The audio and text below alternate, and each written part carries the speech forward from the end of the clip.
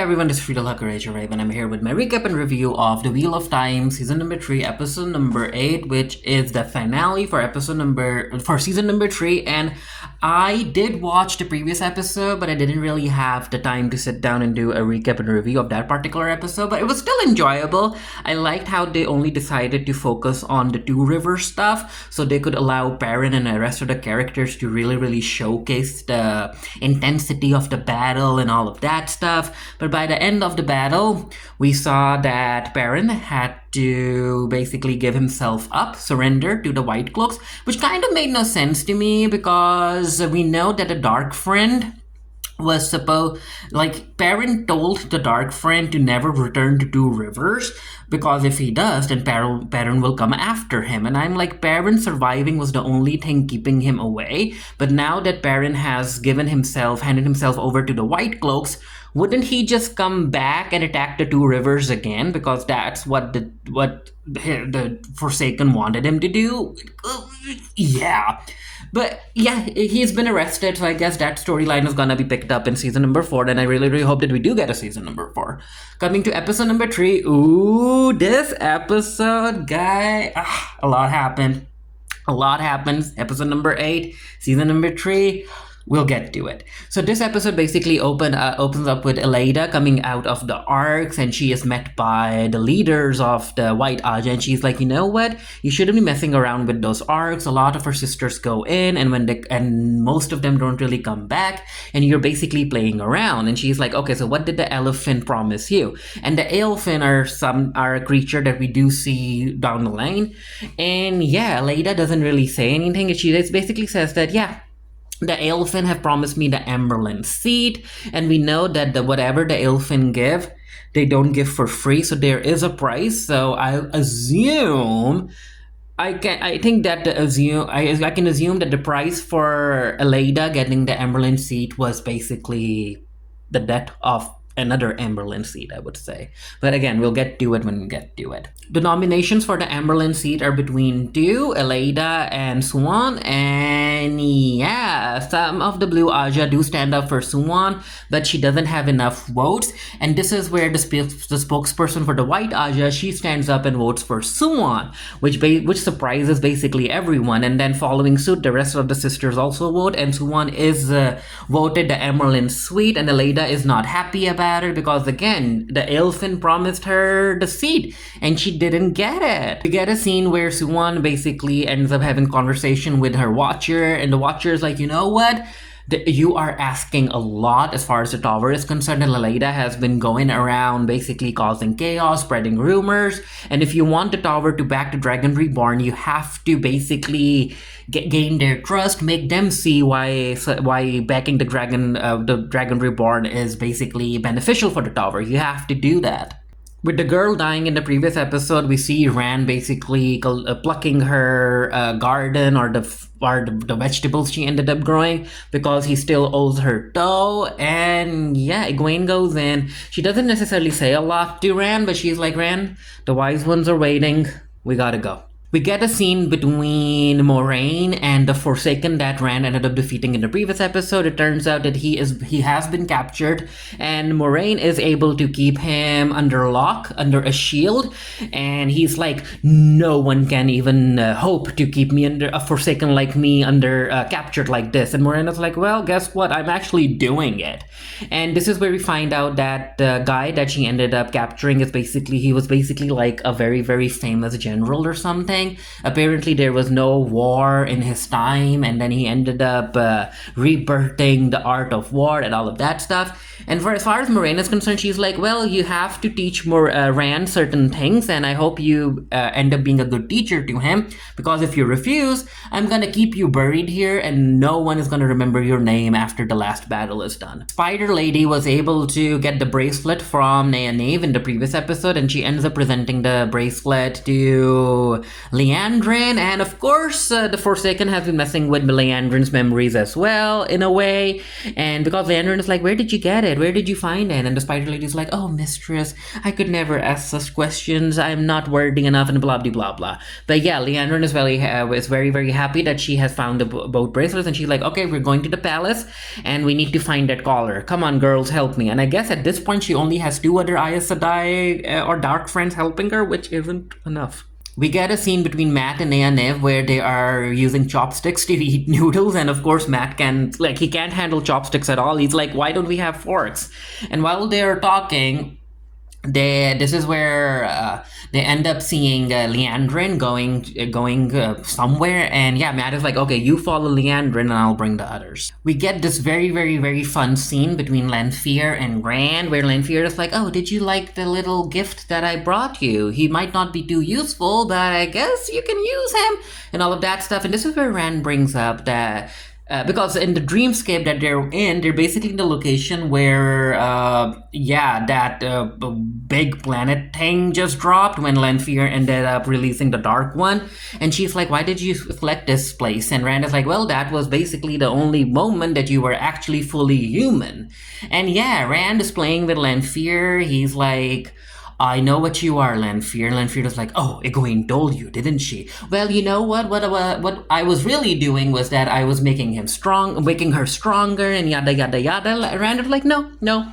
I see you for who you are, Lanfear, because you are talking about the Dark One and taking the oaths. Why did you take the Dark Oaths? And she's like, well, it was either I took the Dark Oaths or I died.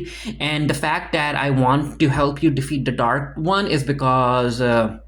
I just want to defeat him. And Rand is like, no. Or do you really, really want the power for yourself? And yeah, basically Rand is on to Lanfear, and he's like, I see you for who you really are. You are a jealous, petty being, and I don't need any part of you. And Lanfear is like, oh, you arrogant litter, blah, blah, blah, blah. And Egwene jumps in between Lanfear and Rand to protect Rand, and she basically pushes Lanfear out. So yeah, she has grown a lot more powerful, and once that's done, everyone gets ready to fight Lanfear because they're like, yep, and she's gonna come after me. Moraine is just having the time of her life using the Sangreal. Everyone's ready, but Lanfear doesn't show up, and they're like, okay, so what the heck happened? And Rand is like, no, she will show up. She has to. And Moraine is like, no, don't assume that you're the only one. You're the only thing she wants. If we underestimate her, we will die. And we get to reveal that Lanfear does show up over at the Aiel Vase, but not to attack Rand and the others, no. She basically ends up going to talk to the woman who is from the same kingdom as Lan, and yeah, she's here to make the woman do what she owes. And I'm like, you know what, personally, I did not see that coming at all. It's time for the group to go into the palace after Liandrin, and they gotta get to the collar before Liandrin does. And of course, Merlin is with them, Tom Merlin, and he's like, well, I wasn't supposed to be here, but you know what, I have a thing about not seeing kids die if I can help it. And the plan is that whoever finds the collar need to run, don't wait for the others. And I'm like, oh, that's not happening. So whoever finds the collar, they're gonna stick around and wait. Spider Lady ends up paying the Dark Forsaken General a visit, and she's like, oh, you got captured. Well, you were weak. And he's like, oh, we can work together to bring down a Forsaken One. And she's like, no, I have been studying how to actually kill a Forsaken One, and you can help me practice it. And she starts like ripping his body into pieces. Rand and the others are making their way to the meeting point where all of the different groups living in the Aiel wasteland are gonna be gathering so that Rand can announce himself as the Kara Karan. And as they're walking, Rand is like, okay, so should I tell them the truth? And the chief is like, no, don't tell them the truth. Them knowing the truth about how we used to be followers of the Way of the Leaf, that's such a dishonorable thing for us to do. So whatever you do not mention that. And as they're walking, this is where Egwene also has a conversation with Avi, and Avi is like, you know what? Rand is doing what the prophecy foretold him. He basically doesn't have a choice in that matter, but you, Egwene, you have a choice. You have a choice to do what you want, to make your own destiny. So if you want to stick around with Rand, you better decide, do you think that he really is worthy of your strength to be at his side. Moraine and Lan also get a scene where Lan is like, oh, do these sands bring back memories? Did you see them? And she's like, yeah, I saw me being killed by Lanfear right here. Sometimes she killed me, sometimes she didn't, and I know, Lan, that you said that it might not happen today. It might, maybe it will happen next year or whatnot. But I have a feeling that it will happen today. Lanfear decides to pay a visit to the other chief lady, and who has a son that we have already seen before.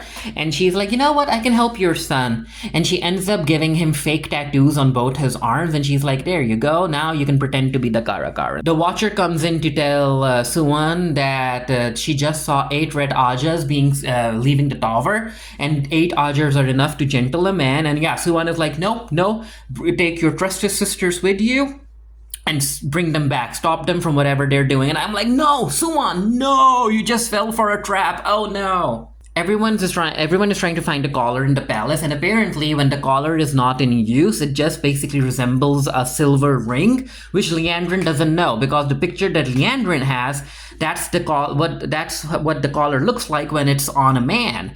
So at least our group knows what to look for. And yeah, we see Princess with Merlin, and this is where they end up talking about their past and yada yada yada. And we find out that apparently he knew the princess when she was very, very young. And then she brings up delving, where apparently some Aes Sedai are able to like basically weave into the Earth's core in order to like retrieve metal or something. So she's like, if the collar is metal, I can kind of detect it that way. And that makes Merlin laugh, because he brings up how when she was 3, she ran around the castle basically pulling apart every clock to see how it worked. And of course, the queen didn't punish her for that. She was actually proud of her. And this is also where Princess brings up the queen consort. And yeah, Merlin is like, no, I don't know about that person, this lord that you're talking about. So a lot happens during their search. Apparently, as the princess and Merlin are talking, this is where they get attacked by one of the Aes Sedai working with Liandrin. And she has a staff, I think the Talagrial or something, that can produce balefire, so they gotta run. And while that's happening, Mat and Min are searching a place, and he ends up walking through an ark. And Min is like, no, Mat, wait, I've seen that ark before, but it's too late. Mat's already gone through it. This is where Mat ends up meeting this weird-looking creature who seems to be from the Witcher set. And yeah, you can tell that this creature is the Elfin, and he ends up asking Mat what does he desire. Apparently he can grant 3 wishes, but of course there's gonna be a price. Liandrin's walking around the palace because apparently the bracelets can help her feel the collar, but because she doesn't know that she's supposed to just be looking for a silver metallic ring, she throws the collar away. And of course Nynaeve picks it up, and I'm like, Nynaeve, run.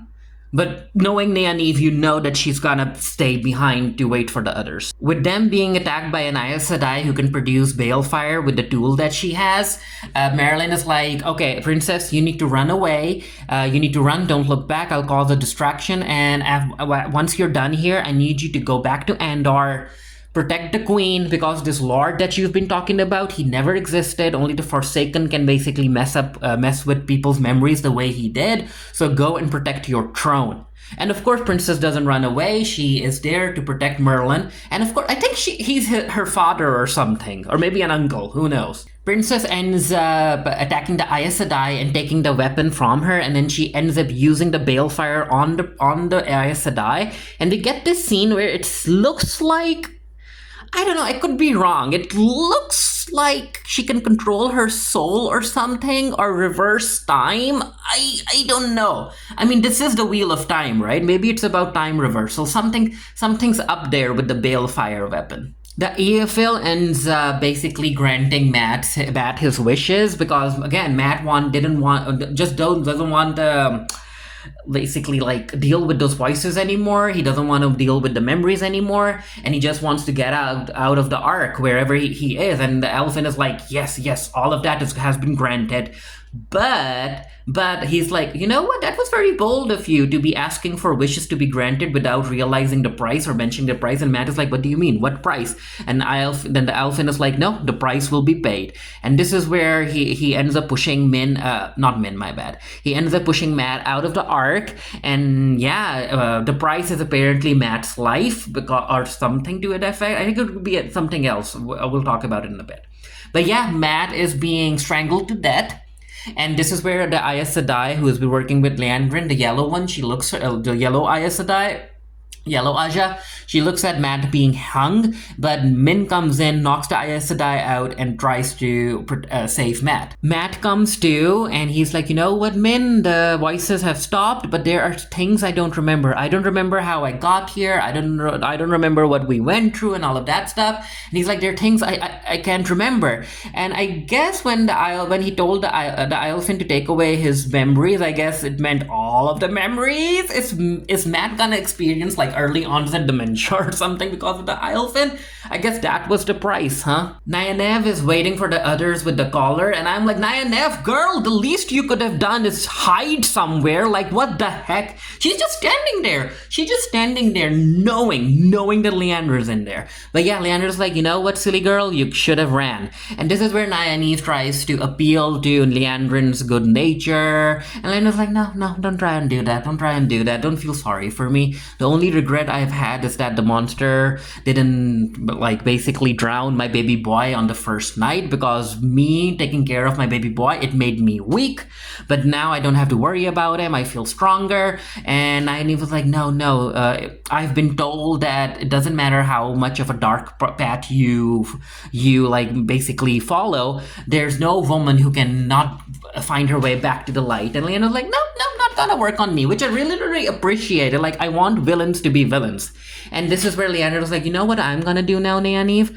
I'm gonna basically tame the Dragon Reborn. I'm gonna become the new Forsaken, and I'm gonna kill the most powerful channeler ever born in 1,000 years.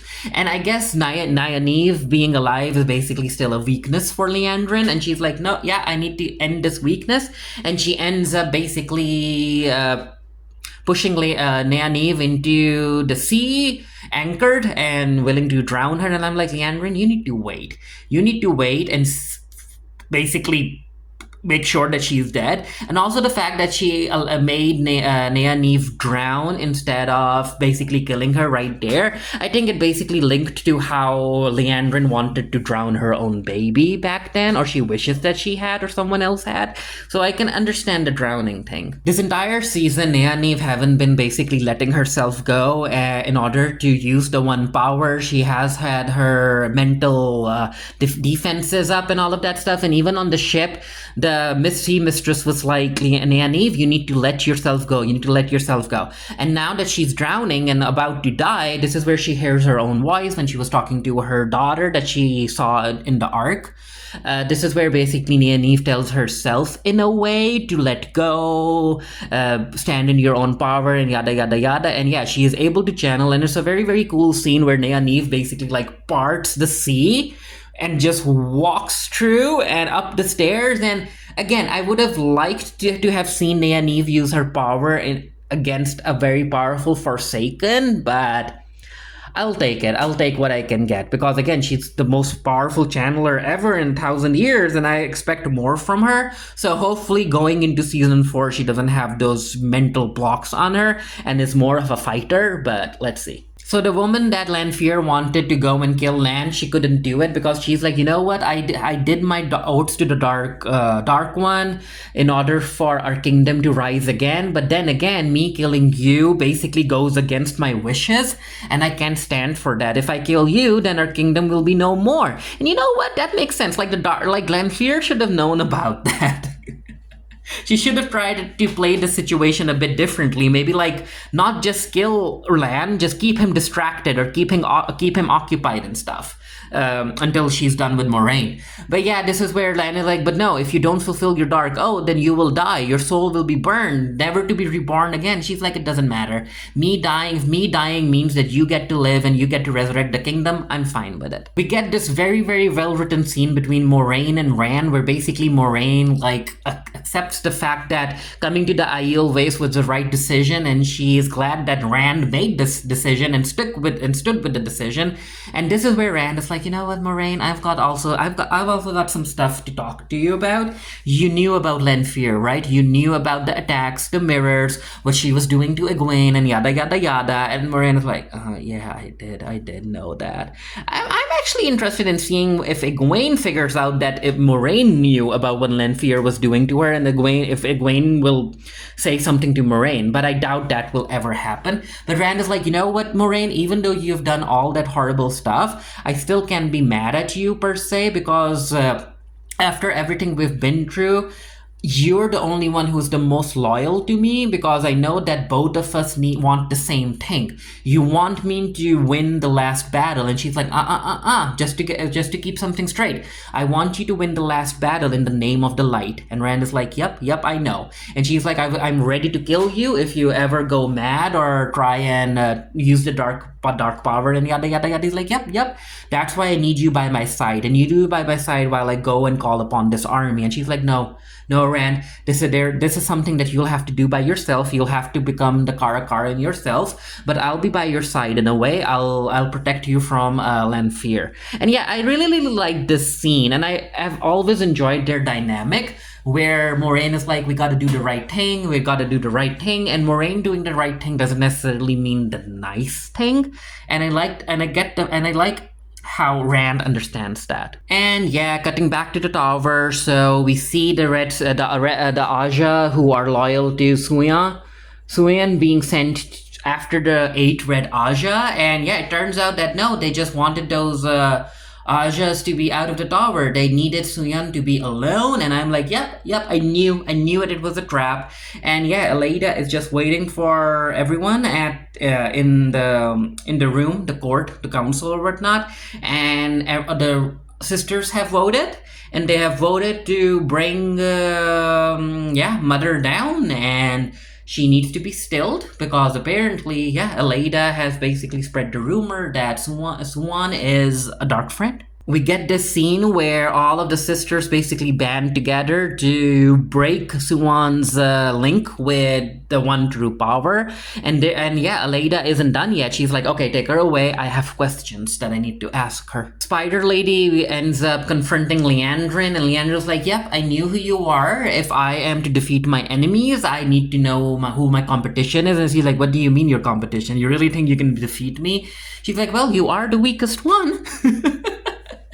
But basically, these two women work it out, and because Liandrin is like, you need 2 women to basically tame the Dragon Reborn, and I can work with you. And Spider Lady is like, but I don't work well with others. And Liandrin is like, neither do I. So yeah, this is a team up, and I really hope that Nynaeve ends up killing both of them. But let's see what happens. Lanfear and the Lord end up looking at what Spider Lady did to the general, and Lanfear is like, see, you really thought that being friendly with the Spider Lady was gonna save you? No, she is against everyone, and you, Lord, has always been playing all sides, but it's time for you to pick the winning side, and I need you to stand with me. And he's like, I will stand with you, but are you ready to kill the Dragon Reborn this time? And Lanfear is like, ooh, I am so ready.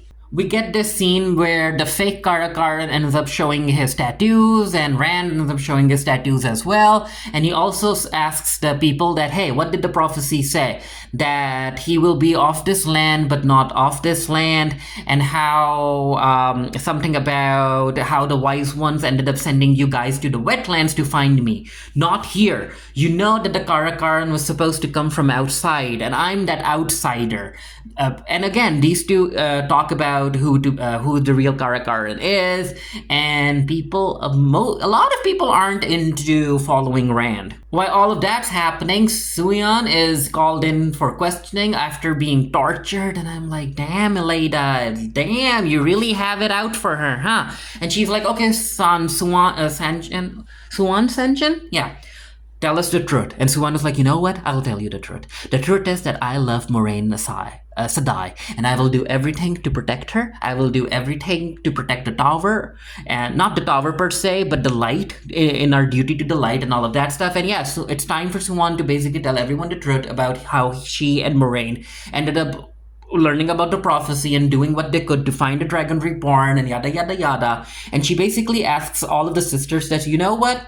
Who do you want to stand with? Do you want to stand with someone like me who is about love and doing what's right? Or do you want to stand with someone who, like Aleida, someone who is all about power? Because if you stand with her, the tower will fall. We need to stand together. We need to stand behind the dragon reborn to win the last battle. And it is coming, my sisters. And again, the fact that the White Aja are all about logic and stuff and they still decided to stand with Aleida, I'm like, damn. So this is where Rand is like, okay, fake Karakaran, tell everyone what you saw in Ruhidian. And the fake one is like, no, we can't. We all know that whatever visions we see in Ruhidian, we're not supposed to talk about them. All I know is that I'm holy, and whoever wants to follow me, come follow me. We need to go to the Dragon Keep or something, and we need to take it. And Rand is like, no, I'm not afraid to talk. And this is where Rand basically announces to everyone the prophecy that he saw, the past that he saw through his ancestors, and how all of the Aiel are basically oath breakers, and they used to follow the way of the leaf and yada yada yada. And of course that causes a lot of drama between the people. While that's happening, Lanfear is fighting Moraine, and Moraine tried to fight Lanfear, but that didn't work out. Lanfear was able to surprise attack her, and she's now strangling her, and you know that Lan is gonna come in. And the fact that Lan came in with a sword, I was like, Lan, just shoot her with the arrow. Damn. The fake Karakaran decides to leave, and he's like, whoever wants to follow me, they can, and we're gonna take the Dragon Keep. While Rand stands behind and stays behind, and he's like, whoever doesn't follow me will die. And you know what? I am gonna prove to all of you that I am the Karakaran once and for all, and I'm gonna change this entire location. And of course, he's gonna use the one power to do it. The fight with Lanfear isn't really going well, and again, I'm like, Lan, long range, come on, you should have begun with long range. And yeah, Lanfear is actually able to stab Moraine. And while that's happening, we are also getting this voiceover by Suan about what was happening with her in the tower. And yeah, Aleida is like, well, good, nice words, but the vote has already been cast, and the sisters have voted to put you to the death penalty. And I was like, damn, no, they're writing off Suan. Is someone gonna save her or something? But no. She dies. And of course, Moraine feels her death, and the fact that Suan, her lover, is dead, this gives Moraine a lot of anger, a lot of strength to stand against Lanfear. We get this scene where Moraine is like so powerful, she like pulls the sword she's been stabbed with her bare hands, and I'm like, ooh, very Sakura Haruno from Naruto. She pulls it out, and she basically uses it to try and slash at Lanfear's neck, and Lanfear tries to stop her, but no, because of the Sangreal and her rage and her power, Moraine is like way too powerful right now, and she actually manages to slice quite a bit of Lanfear's neck. And yeah, Lanfear is like, Lanfear actually fears fear. And Lanfear runs away. And Lan comforts her while Lanfear cries about how Suan is dead. She's like, she's dead. And I'm like, oh, come on. Did you really have to kill her like that? Come on. You could have put her in the dungeon somewhere or something. And the fact that the writers made sure that she was really, really dead, they actually had a shot where she was she had lost her head, and I'm like, damn it, she's really, really, really dead, huh? At least the two got to talk about it, so I do appreciate the writers giving us that moment where they two kind of reconnected, even if it was in the dream world, where they talked about how they still loved each other, and even if they die, they will search for each other in every world, every time. So at least that was nice. Rand ends up using the one power, which also has been infiltrated with the dark power, to basically make it rain in the desert, and everyone bows down because, yeah, he's the Karakaran.